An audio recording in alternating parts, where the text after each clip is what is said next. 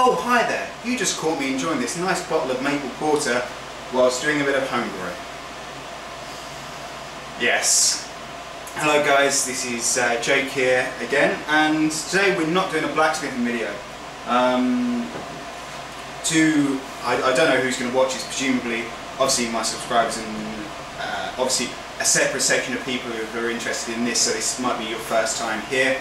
My name's Jake, I do mostly blacksmithing videos, and now we're doing homebrewing. I just advise you don't look too far back into the channel history, it gets a bit dire. So yeah, I wanted to make this video.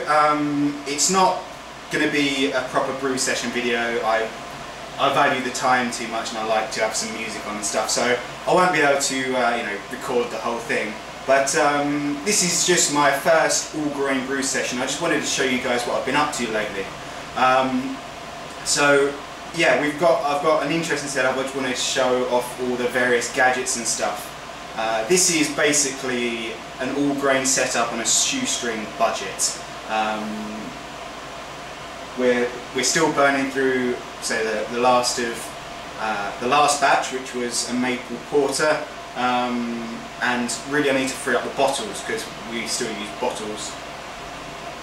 I might get around to kegging. The thing is, I haven't got any space to put a kegerator in. Anyway,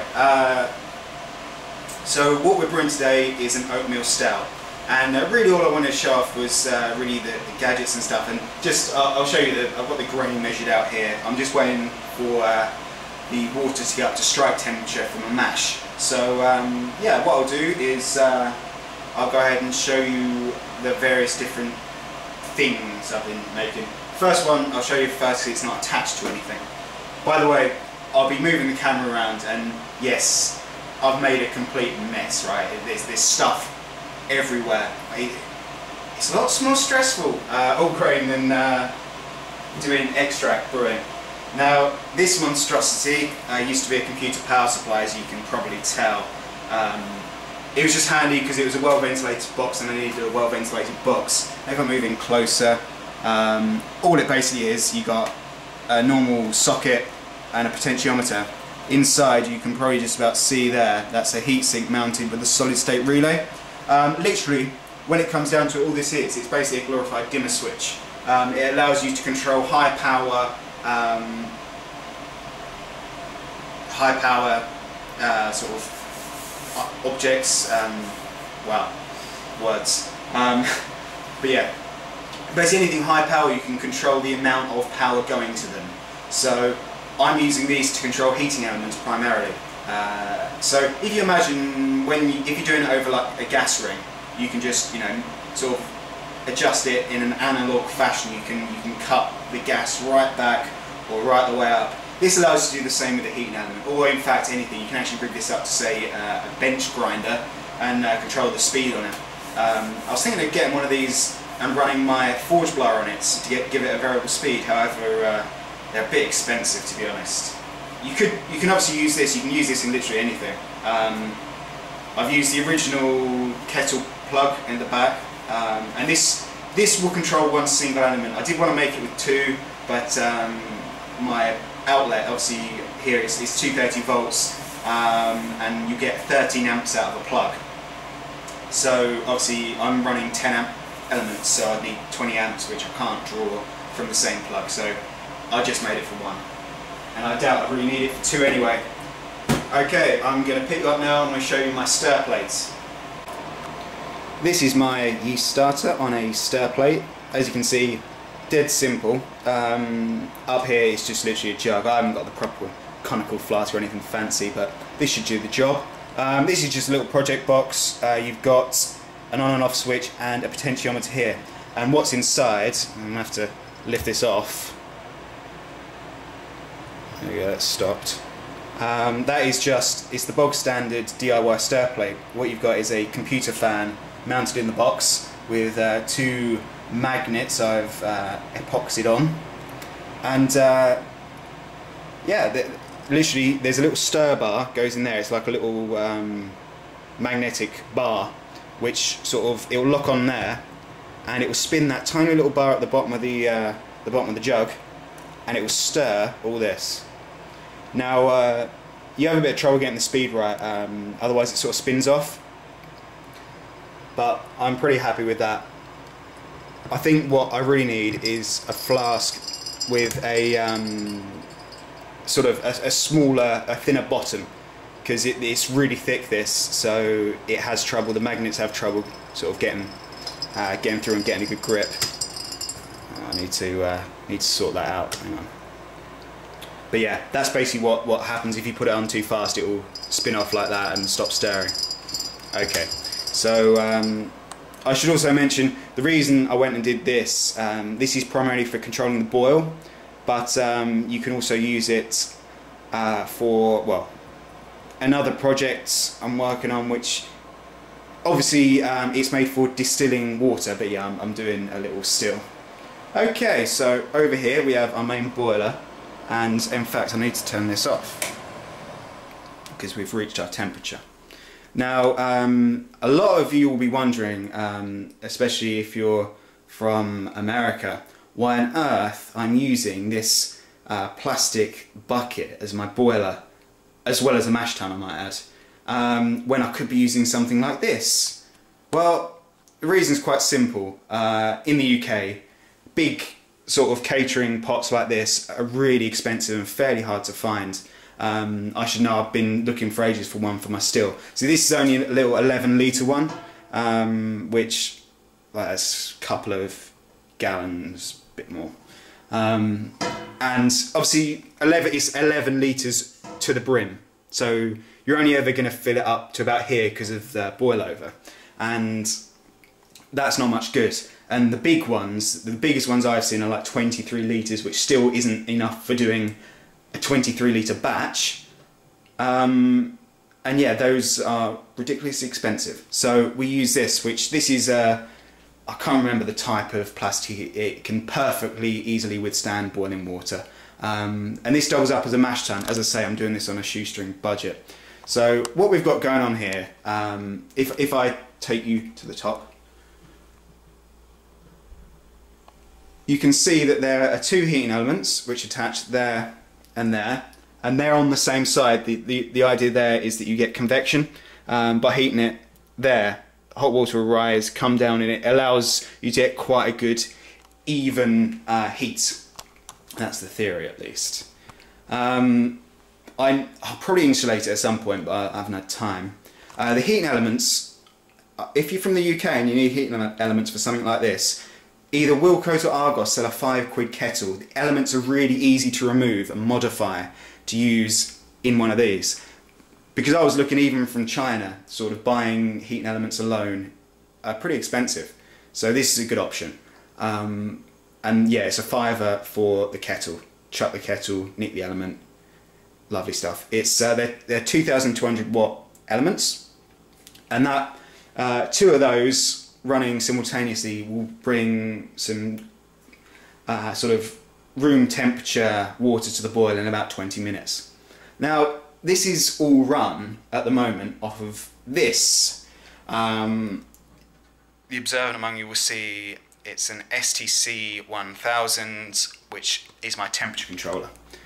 Now what I do here, this can only control one element at once, so what I do, I use this for automatic control and manually switch the second one. So if I want to quickly get it up to a high temperature, I can whack both on. When I'm near that temperature, I turn one off and let that do the work.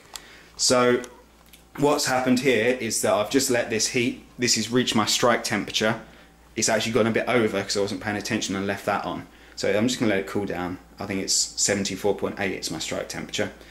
So you've just got a temperature probe which sits in here. And you've got your in, so that goes to the wall, and your out. That's your heating out, at least. And as you can see, it's just switched itself back on because it's maintaining this current temperature. Now, it's also got a cooling outlet, so I use the exact same thing for controlling my my fermentation chamber, which is a fridge I got literally 2 days ago, and I've just about managed to re-up in time. So yeah, you can use this in just about anything. everything's removable, including the temperature probe, so you can rig this up to anything pretty much. Because obviously we're drawing 2200 watts, the internal relay in this is rated for exactly 10 amps, so I didn't want to run a 10 amp load on it. So it's this relay on the STC is driving a secondary relay, which is something like 25 amps, which is plenty. Although it can easily drive the fridge on its own. Okay, so all I have to do, I set the strike temperature I want and let it do its thing. And yeah, I pretty much just let it go. I let it heat it all up. And when it's ready, it will stop and maintain that temperature.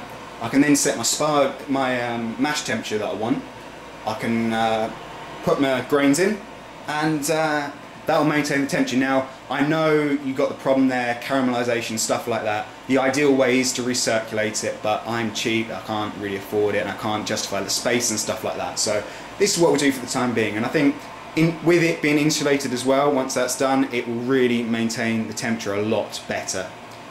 So it shouldn't have to flick on much at all. Obviously, I'm putting a lid on it as well in just a sec. Okay, so that's that, and I'm about to show you the last. This is a monstrosity even by my standards. In fairness, it's not finished, but this is the pump. Yes, the pump. As you can see, I made a lid for it and I sort of lost it. So at the moment, it's got no lid, and it's just you plug it into the wall, you switch it with this. The pump came out of an old dishwasher. It's a recirculation pump, really good for what I need, and again, cheap. It's just got two little 15mm bits of pipe which go perfectly on a bit of garden hose, and I just run that to my Wort chiller here, which is just, it has 10mm microbore copper pipe wrapped in a coil. It's really good actually. Was it 10 meters of it? So it does a brilliant job. I just hook one end up to here. I can Jubilee clip if I need to. And all I do, the reason I'm using a pump like that rather than just whacking it in the tap is because right there I've got a water butt. So it saves on wasting water. That's nice and cold, and I can just pump it through there and back into there. So I don't waste any water.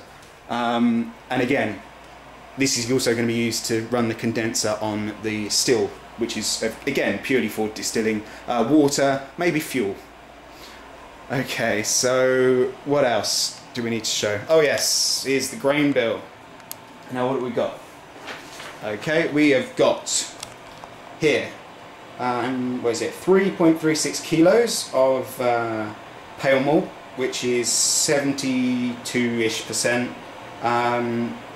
Oats, that's about 4.4 kilos of 440 grams of flaked oats, which has been roasted. That's about 9.5% of the grain bill. Over here we've got chocolate malt, which is 250 grams. We've got crystal malt, which is 160 grams. That's 3.6%. And we've got roasted barley, which is another 3.6%, same amount, 160 grams. Now I'm not adding the roasted malt until mash out. The idea is I don't want it to get too roasty. Although I do like a nice roasty beer, I want this to be pretty nice and smooth. And yeah, I've got high hopes for this thing. It's a 19-litre batch. I'm stepping it down from 23 because otherwise you end up stuck drinking the same stuff forever.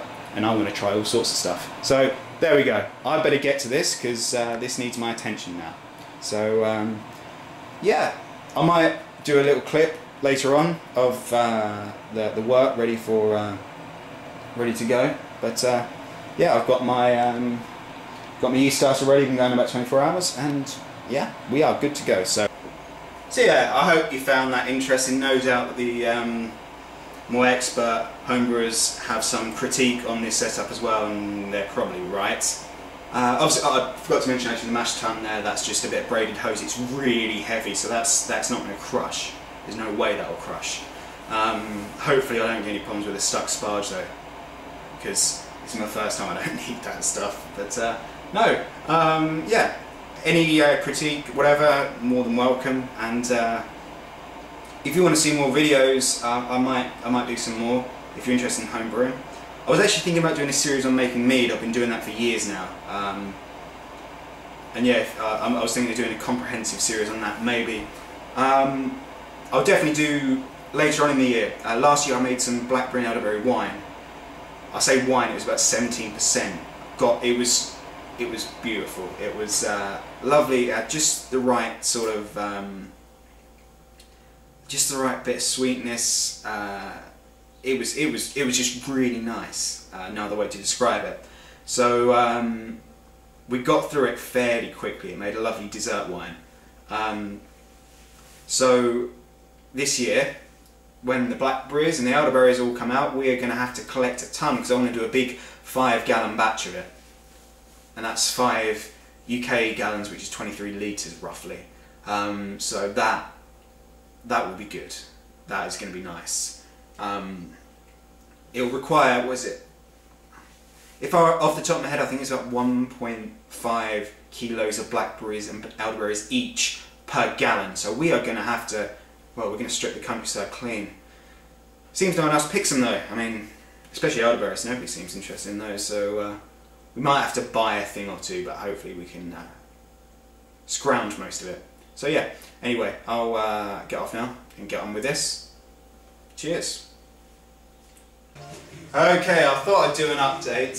Things are going pretty damn well actually. The mash was actually probably the most stressful experiences of my life, and I enjoyed every damn second of it. It was really good actually. The thing there did a good job, the temperature controller. The only thing is you have to sort of, whenever it clicks on, you have to give it a bit of a stir. You need to recirculate it, and I've learnt now you want to set the temperature about a degree and a half lower than you actually want it, because what it will do, it'll click on, and by the time sort of the sensor's warmed up and by the time it actually turns off, that thing's heated up quite a bit more than you need it. So by whacking it down a few degrees, it'll be nice and, well, nothing, just spot on. So yeah, that worked really well. You just got it, there is a bit of manual effort with the stirring. Say the only automated real solution is a proper recirculation thing, but I'm sure as I'm not spending a few grand on a recirculation jobby and all that. I know a lot of people do, but I'm still sticking to this because it is cheap and it's good. Anyway, the boil's going ahead over there, and it's going very nicely. Just got on a nice little simmer, and yeah, it's going away. Again, it's obviously the same as the boil and the mash tun are the same thing. And the thing I thought, I was thinking, you know, you've got to clean it out. I thought that was going to be the real key as to why this wasn't a good idea. Was that obviously you do the boil, I transfer the hot liquor to another sort of fermenter just to store it, sort of thing. Then I got the grain out. Obviously there was tons left in, it was attached to the filter, it was attached to the elements. I just got it outside, I got the hose pipe on it, I turned the thing upside down and blasted it out, just straight out. It's perfectly clean, so it was all ready again for the boil with no problems, and that's where it is now. So yeah, I'm actually really impressed with the setup, and I must admit the controller, like the variable one I made, which I'm using now for the boil, is spot on. It's exactly what I needed.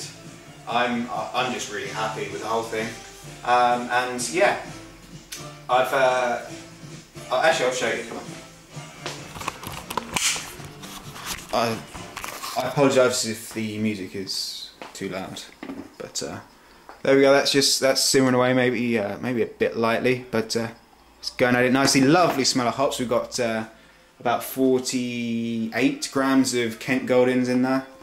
Is this going on over there? What I did actually, when I was building it up to boiling temperature, I set this for the second element to take it up to 95, then it clicks off. And then I keep this on as a remaining element to control the boil sort of strength. So that way I don't have to worry, like if you had two going on it while it was boiling, you'd have some serious boil over. But as it is, okay, let's see if we can work this angle right, okay.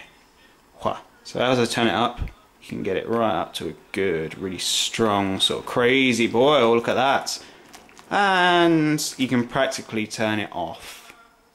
But we're going to keep it. And it's incredible how instant the response is. So if I whack it up back to roughly where it was. Bit more. About there, I'd say. That's it. You just leave it there. It's really good. And what I've done, actually, a tip if there's any budding distillers out there who want to distill ethanol for, you know, sort of, you know, sterilising wounds, cleaning themselves, that sort of thing. Maybe even as a biofuel. What I've done is I've taken the grain. You can't actually see here, but I've just under all that sugar is the leftover grain, the spent grain from this mash. I split it in two between two carboys. I'm going to put about 3.5 to 4 kilos of sugar in each, because actually I've got to consider the fact there's probably still quite a lot of sugar still in the grain there. I got about 70-ish% efficiency out of this brew, which from the first one I'm very happy with. And that's pretty much what I sort of expected anyway.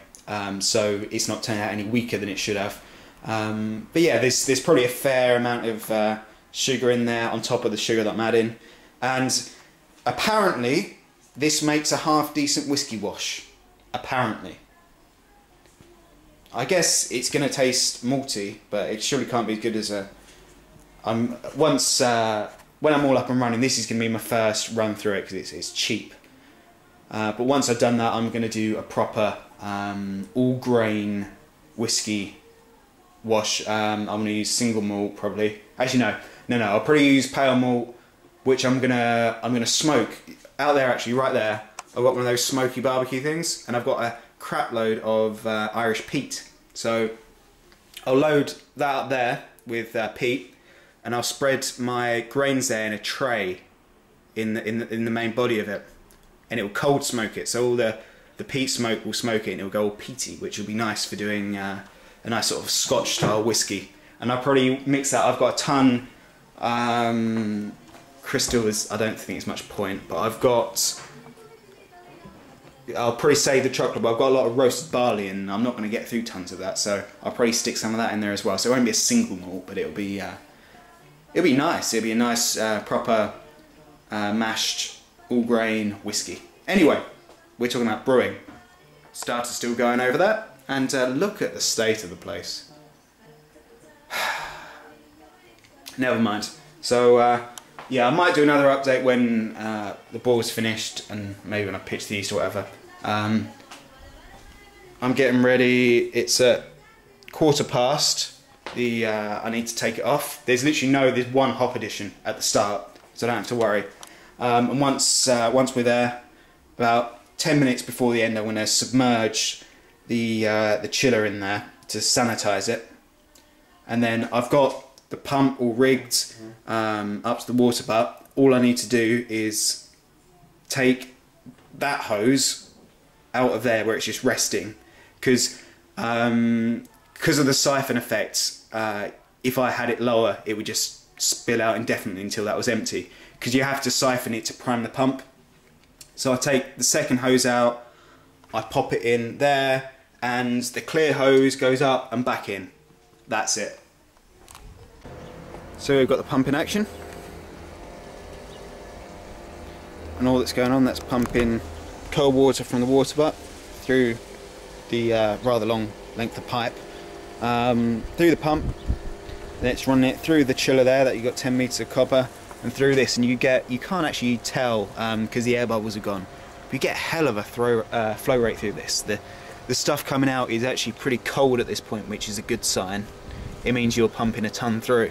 Now normally you'd have to throttle back your flow rate to save on water, but because of the fact we're running it sort of, well, you're not wasting any water, there's no point saving any, so you just pump it as fast as you can. And it is looking good. Well, here we are in this tiny little hole in the back of my bedroom. You've probably noticed the lighting is absolutely terrible here. That's because this is the lighting. Ooh.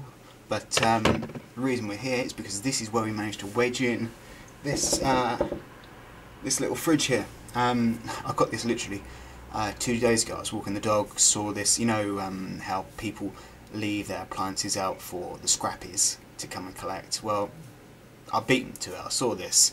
I knocked on the door, asked them, made sure they wanted it gone, and asked them if it was working, and they said yes, but it doesn't really keep it cold enough, which wasn't a problem for me because I'm only keeping it at fairly high temperatures as it is, and it didn't really matter because I cut out the thermostat anyway. And what I've got now is this thing here, which is rigged up, and I'll show you in a sec. In fact, what I'll do first, I'll show you the beer and what we've got going on in here. So we've got our beer. Beer, it really isn't a very nice shot of it because it did turn out quite nicely, and that's just rigged up to a blow-off tube there. Now, what we've got is the same temperature controller you saw earlier, which was doing the mash temperature. Sorry, this is really cramped.